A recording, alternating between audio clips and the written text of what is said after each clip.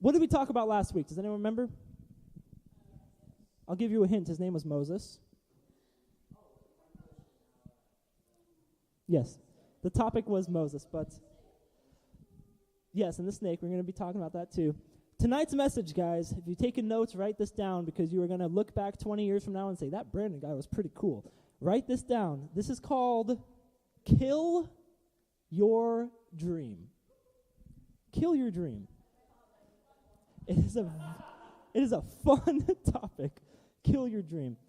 Last week I talked briefly about Moses' life as a shepherd and how God changed it dramatically. We recall that the staff, remember he'd poke sheep and smack them and stuff. Remember the staff represented a shepherd. And when God told him to throw it on the ground, it turned into a snake. You guys remember that, right? Like spooky, scary snake. I talked about this, how the staff becoming a snake was symbolic of the fact that Moses was never meant to just be a shepherd.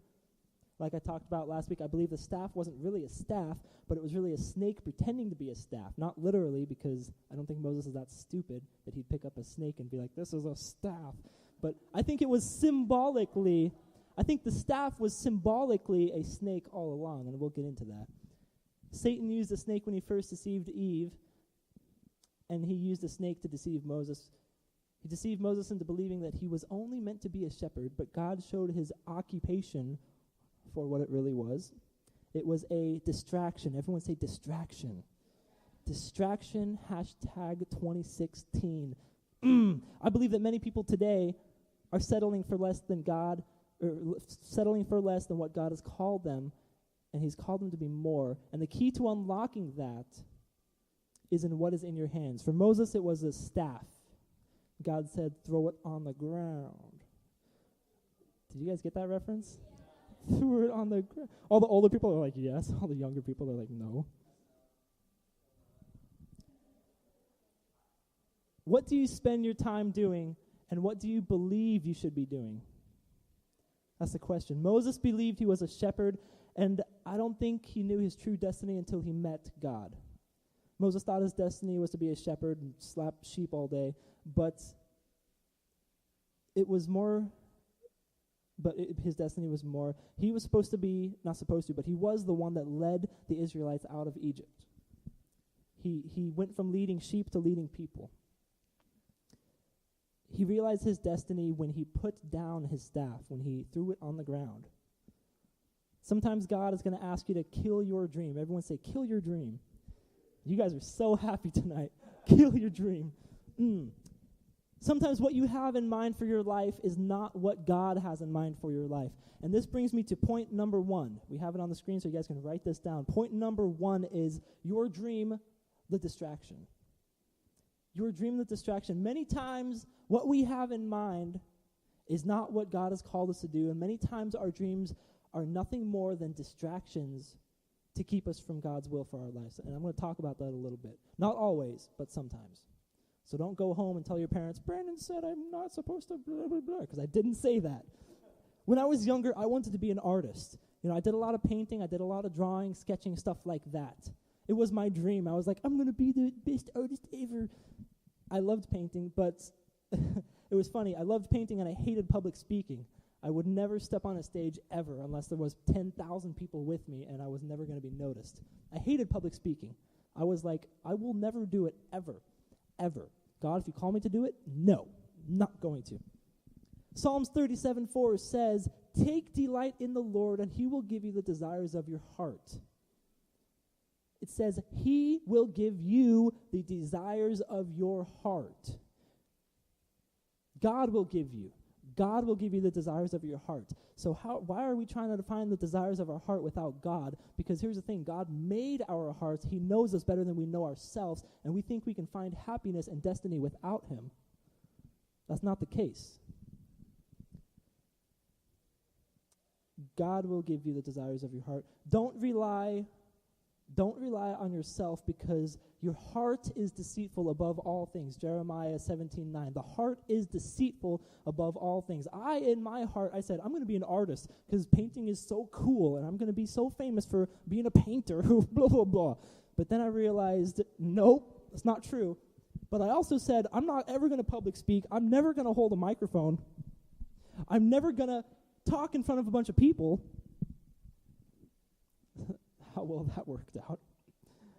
My fear of public speaking was a roadblock that the devil put in front of me, and I overcame it through Jesus, thank God. Through Jesus, thank God. I like that. That's so theological. But I realized something very interesting when I overcame this. I actually enjoy public speaking. I thought I hated it, but then I started to do it, and I realized I like it because I get to yell at a bunch of people at the same time instead of yelling at one person at a time. I'm just kidding. That's not true. Don't go home and tell your parents I yelled at you, because I didn't. As I pressed into God more and spent more time with him, I realized the desires of my heart. Just like the verse says, he will give you the desires of your heart. As I spent more time with God, I realized that painting wasn't my destiny. It was just a little side hobby. The desire of my heart was to see people come to God and see young people do amazing things. That was my desire. That's what this point is all about. Point 1, your dream, the distraction, that's what it's all about. I thought my destiny, I thought my dream was to be a painter, but as I pressed into God, I realized painting isn't that cool. It's really not. Sorry, rest in peace if you're a painter. But I wasn't that good either. But I wasn't good, that's the thing. I sucked. So that's why rest in peace my dream, but you keep going. Because you don't have as much competition because I don't really paint anymore. Because I wasn't good. Anyways, that's awkward. Let's keep going. The heart that God gave you, he gave you your heart. Press into him to learn more about it. What I thought was my dream was just a hobby, and what I thought I feared was my destiny. Write this down, I'll say it again. What I thought was my dream was just a hobby, and what I thought was fear was destiny. It was like flip-flop. It was like X and Y, flipping.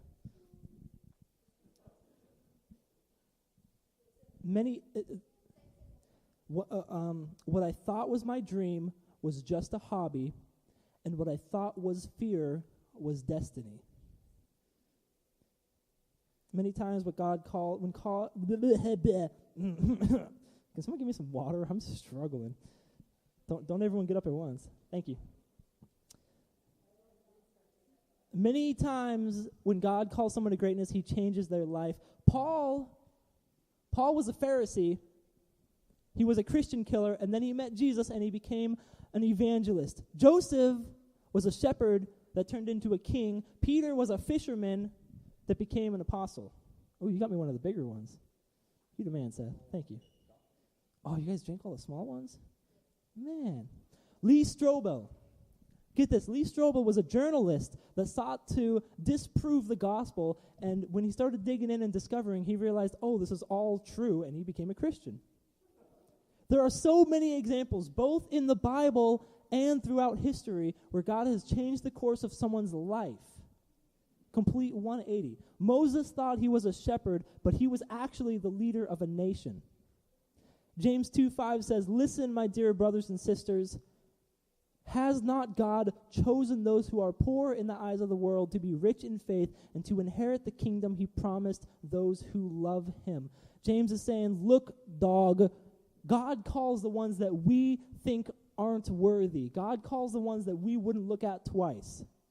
I don't think God really said dog, but you never know. God calls, here, write this down too, this is a really good one. God calls the ones we least expect to do the things they least expect. I'll say it one more time. God calls the ones we least expect to do what they least expect. God calls, I heard it. God calls who we least expect to do what they least expect. And what I mean by that is this. The person that we think isn't good enough to do public speaking, the person that we think isn't good enough to go on a mission trip is the one that God's going to choose. And that person, if they think they're not good enough, that's even more reason to choose them. I was an introvert by nature. I did not talk to anyone. I literally, at youth group, went on top of the roof to avoid people. I'm not joking. Ask Ben. At the old church, I went on top of the roof so I didn't have to see anyone. This is a true story. I was an introvert. I did not want to see anyone. I didn't want to talk to anyone. But then when I met Jesus and I pressed into God, I realized, hey, I have a destiny. I have a calling. It's not to sit on a roof and paint pictures. It's something more. But if you paint, then that's good for you. I got to stop saying painting. let's get back to the story of Moses. As you may recall from last week's message, Moses grew up in the palace of Egypt, but he ended up jumping somebody and killing them. So he ran away and became a shepherd out in Midian. Picking up the story in Exodus chapter 3, it says, "Now Moses was tending the flock of Jethro, his father-in-law, the priest of Midian, and he led the flock to the far side of the wilderness and came to Horeb, the mountain of God." I love this. While Moses was living his dream, he stumbled onto the mountain of God. While Moses was doing his everyday normal activity, he encountered God. Who knows that while you're still living your ordinary life, you can stumble upon God in an instant. Your life can change. It may just be another day at school for you. It may just be another day at college for you. But little do you know that that day God set aside for you to do amazing things, and amazing things are going to happen. Verse 2, it says, "There the angel of the Lord appeared to him in the flames of a fire from within a bush." This is point 2. God can show up in the routines. I got it. Oh, it's spilling everywhere. God can show up in the routines. Yes. A little bit. I'm going to put it down here out of the way. That was delicious. Point number 2, write this down. God can show up in the routines. Moses was just minding his own business, poking the sheep, smacking them around, like playing like whack a sheep or something with his staff. He was minding his own business when God showed up and changed everything. The rest of the chapter, God tells Moses, go to Egypt and tell Pharaoh to let my people go, suh. And Moses was like, no, bruh. And God was like, yes. And Moses was like, and they had this little back and forth. If you were here last week, it's starting to sound really familiar, because this is where we were last week. Exodus 4:1 says, Moses answered, this is God saying, go to Egypt, and Moses answers, what if they don't believe me or listen to me and say, the Lord did not appear to you? This is my message last week. It was, what if? Verse 2, it says, then the Lord said to him, what's in your hand? Moses was like, all-knowing God, it's a staff. Duh. The Lord said, throw it on the ground. And there's so much symbolism in this story, and I love it. God asked Moses, what's in your hand? 6 years ago, God asked me, what's in your hand? I said, loneliness, emptiness, fear, abandonment. He replied, throw it on the ground. Moses had a staff in his hand. The staff resembled a life. His life as he knew it as a shepherd. His dream of living a normal life after killing someone. God told him, throw it on the ground. Moses threw his staff on the ground and it turned into a snake. And like I talked about before, the whole snake comparison, we talked about last week the snake and how it connected to the snake in Genesis chapter 3. The snake was Satan deceiving Eve into eating a fruit. Continuing. I think that when Moses threw his staff on the ground, it became a snake. It showed that Moses' dream of being a shepherd was really deceit by Satan. His dream of being a shepherd was not who he was supposed to be. It was a distraction, like point 1. It was a distraction that Satan put up to keep Moses from leading the people away from Egypt, the Israelites away from Egypt. Moses was carrying around a lie that he believed was his dream the whole time. He was carrying around a lie. That brings me to point 3. Don't carry a lie and call it your dream. Point 3 is don't carry a lie and call it your dream. Once Moses encountered God, God showed him his dream for what it really was, and he gave Moses a new dream, one of true purpose and one of true fulfillment. God showed him his destiny. But Moses couldn't fulfill his destiny, he couldn't fulfill his dream unless he first threw down his life as he knew it. What he thought was his dream, what he thought was his passion, what he thought was his key to a normal life was in his hand, and God said, throw it on the ground. God says, leave your life as you know it so that you can pick up the life that I have for you. Your life as you know it is not the life I intended for you. I've called you for so much more. Many people... Sorry, I got to check my Facebook. Many people can be seen walking around with one of these. Smartphone. I think they're kind of dumb, actually. Almost everyone can be seen with one of these. I walked in after the game, the whole back row. We're starting yet? They didn't really say that. There's always one of these in someone's hands. If you don't believe me, open your eyes. God is calling his people to put these down and pick up his word. Just like Moses, God said, hey, put your staff down. I've called you to more. He's telling us today, put your phones down and pick up the Bible. Not the Bible app, because then you get a Facebook notification and you're like, ooh, and then you go on Facebook and then you're on Snapchat. And I know how it works. I used to be a teenager too, but I'm 20 now. I'm not a teenager anymore. So, yes. But I know how it is, even for us older people. You're on your Bible app, you're like, I'm going to press in. I love you, Jesus. I love you. Oh, Facebook. Oh, she shared what? Ooh, let me read that. Oh, I'm going to share that. That's opinion. That's my opinion. I'm going to share. I know how it is. You have good intention. I'm going to read my Bible. I'm going to press in, but then Facebook and Snapchat, and I know how it is. Tumblr, Twitter, all those weird hipster things. Sometimes we just might need to put these down and actually pick up the word and actually press into the word. Many of us, me included, I'm guilty of it. Many of us, we need to kill our phones. Just like Moses threw a staff on the ground, we need to throw our phones on the ground.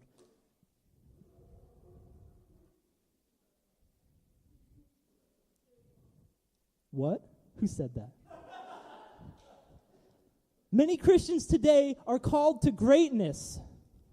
Get this, write this down, do something. Hashtag Bridge58, I don't care. Many Christians today are called to greatness, but because of this phone, this distraction, they're not able to fulfill it. God says, throw it on the ground, not literally because it's expensive, but he says, throw it on the ground. I have something more for you. You need to pick up your destiny. But we're like, no, I don't want to because Facebook is so interesting. And he says, dude, just throw it on the ground.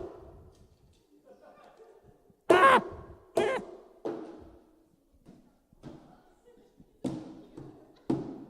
Oh! Oh!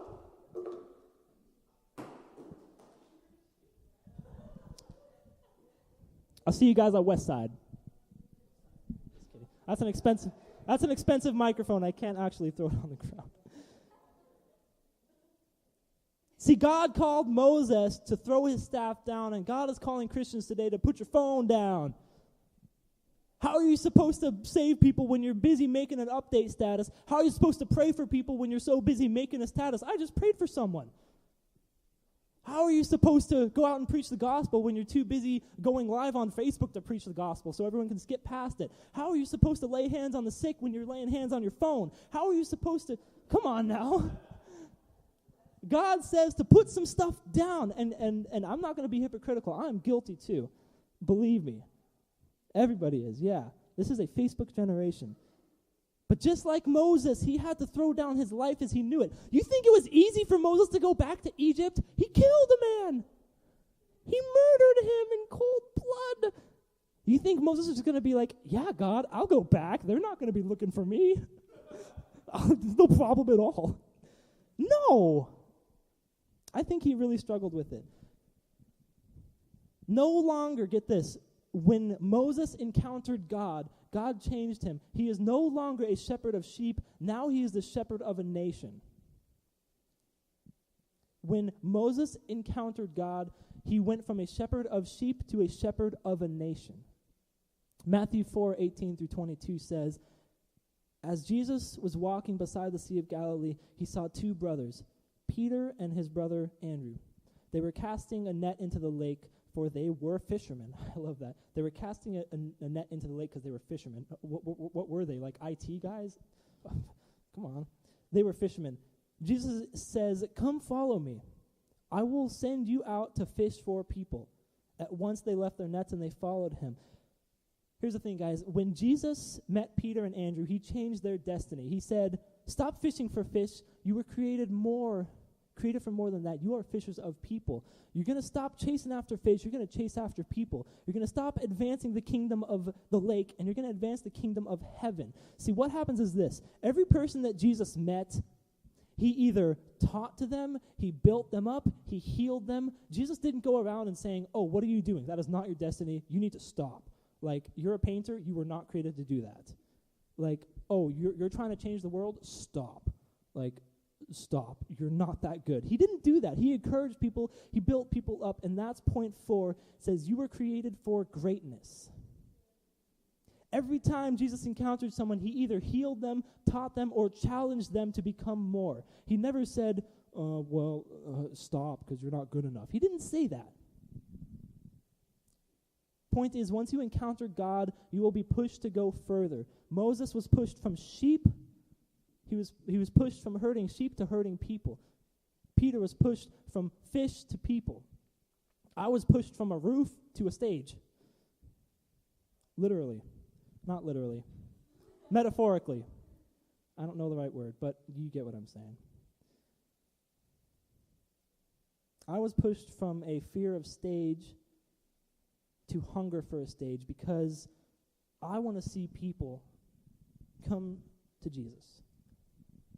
What I thought was my destiny of solitude and not opening up to anybody and stage fright, I thought that was my life as I knew it, but God says, hey, nah, there's more for you. Jesus says, hey, you're afraid of a stage? Cool, I'll make your destiny a stage.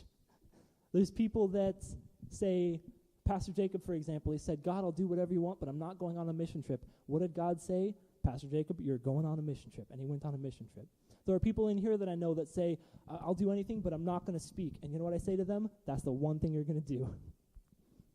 Because God has a funny way of taking your fears and totally like 180ing them. You think that Paul, after killing Christians, wanted to go encourage the Christians? It was a struggle for him, I'm sure. I think if I just went around and killed people in like Gresham, I wouldn't want to go back to Gresham. I want to go away from Gresham. You think that Jonah wanted to go to Nineveh where they were like killing people? I'll spare you the details, but it wasn't like VeggieTales with the fish. It was brutal, okay? You think he wanted to go there? God is going to call you people to great things. God is going to call you to things that push you outside of your comfort zone because that's your destiny. Satan wants nothing more than to keep you comfortable. Let's get uncomfortable, okay? Okay? Am I preaching? Thank you, Ben. I'm gonna pray for you guys, and then we'll have some Italian sodas and hang out and do goofy things because we're goofy people. You guys want to dim the lights back there? Let's set a emotional atmosphere. I'll say some emotional words, and then we'll all cry a little bit, and it'll be good. Because that's how church works.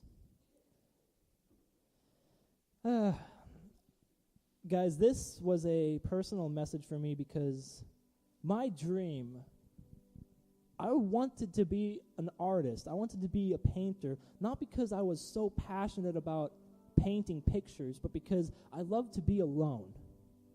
I didn't want to be near anyone. I didn't want to stand on a stage. I wanted to be as far away from people. Annoyed me. I didn't want to talk to anyone. I didn't want to see anyone. I said, let me sit in a room by myself and paint. This is my destiny. But God said, that's not your destiny. That's an excuse. There's people here that you're saying, this is my destiny. This is what I'm supposed to do. And God says, no, that's a distraction. That's an excuse. You were called to more. You're supposed to do more. And I know it's a battle. I know it's a struggle. But I'm living proof that you will survive. You'll make it through. Let's all bow our heads. We're going to pray. Then we'll drink some soda. It'll be good. I'm not going to ask you to raise your hand, but I know that